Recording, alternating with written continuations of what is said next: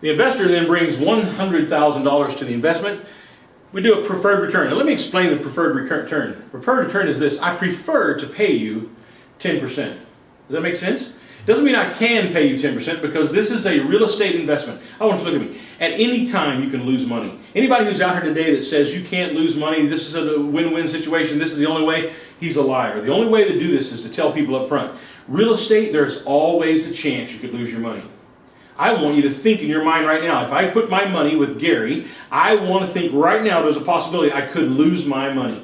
I don't want to lose your money, and I don't touch your money personally, but the deal could go bad. Does that make sense? Well, 10% return is preferred return. If it makes 8%, you get 8%. It makes 5%, you get 5%. But preferred return is, by the way, only connected to the investment. So in this case, the investment's $100,000, then it's connected directly to that. 10% a year on $100,000 would be, help me? $10,000 on 2 years would be $20,000, not a problem. Our upside participation then is on the return on investment that we get. So you take this $100,000, we use this $100,000 for the residential care facility. The return we get on that investment, you then get 15% of that return. So then the upside participation is dependent upon the profit. Has nothing to do with the $100,000. So if I make $1,000, then you'd get $150. If I make $10,000, then you'd get $1,500. Does that make sense? Yep. It is connected directly to the profits.